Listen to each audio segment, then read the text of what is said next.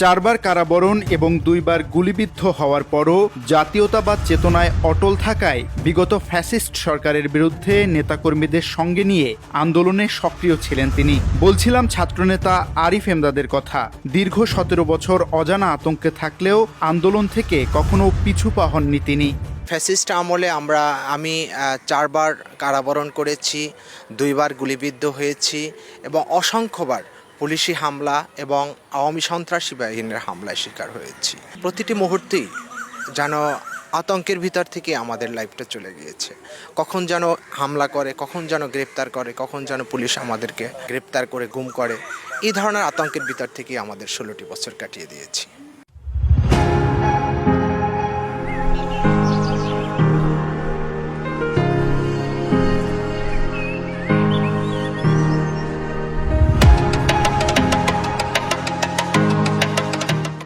স্ক্রিনে থাকা ছবিগুলোই বলে দেয় বিগত দিনে কতটা সাহসিকতার সঙ্গে ফ্যাসিস্টের বিরুদ্ধে প্রতিরোধ গড়েছিলেন এমদাদ। বলেন, বিগত দিনে আন্দোলনে সক্রিয় থাকায় তৎকালীন পুলিশের টার্গেটে পরিণত হয়েছিলেন তিনি। গুলিবিদ্ধ হওয়ার পরও মামলার কারণে নিতে পারেননি সুচিকিৎসা। 2021 সালের 17 আগস্ট আমার এখন স্পষ্ট মনে আছে যে ডাইরেক্ট আমাকে টার্গেট করে পুলিশ যে কর্মকর্তা ছিল উনি নির্দেশ দিলেন, চশমা পরা ছেলেটি, সাথে সাথে আমাকে শ্যুট করা হলো। আমার শরীরে এখনও প্রায় 120 বা 150 মতো সররাগুলির যে স্প্লিন্টার এখনও আছে। আমি যেদিন গুলিবিদ্ধ হওয়ার পরে যে আমি সুচিকিৎসা নেব সেটা নেওয়ারও সুযোগ ছিল না, কারণ সাথে সাথে আমার নামে মামলা হয় শেরেবাংলা থানায় এবং দেখা যায় যে পুলিশের কয়েকটা টিম আমাকে গ্রেপ্তার করার জন্য আমাকে খোঁজাখুঁজি শুরু করে। আরিফ জানান, আটকের পর দিনের 24 ঘন্টায় কারাগারে একটি ছোট বদ্ধ রুমে রাখা হয়েছিল তাকে। বলেন, রিমান্ডে শারীরিক নির্যাতনের সঙ্গে করা হয়েছে অমানবিক মানসিক নির্যাতন। জেলখানায় আমাদের এক ধরনের মানসিক বলেন, শারীরিক বলেন, চরম নির্যাতনের মধ্যে রেখেছিল। তখন আপনার দেখা যায় যে এমনকি আমাদের 15 দিন 24 ঘন্টা আমাদের ছোট্ট একটি রুমের ভিতর বদ্ধ করে রাখা হতো।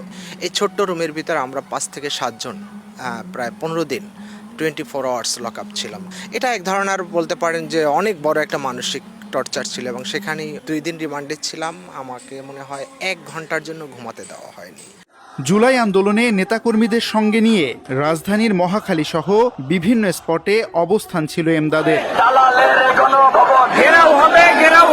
বলেন, আন্দোলন চলাকালীন নিজের চোখে গুলিবিদ্ধ হয়ে মৃত্যুর কোলে ঢলে পড়তে দেখলেও নিজের অবস্থান থেকে সরে যাননি তিনি। জুলাই আন্দোলন যখন চলে, মহাখালী তো আমার নিজের এলাকা বা দায়িত্বে ছিল, সেখানে অবশ্যই আমরা অর্গানাইজ করেছি এবং আপনারা জানেন পুলিশের সাথে এক ধরনের যুদ্ধ হয়েছে এবং আমাদের তিতুমির কলেজেরই ছাত্র মামুন সেখানে শহীদ হয় এবং বাংলা মোটর প্রাথমিক অবস্থায় ছাত্রলীগ যুবলীগ হামলা করে।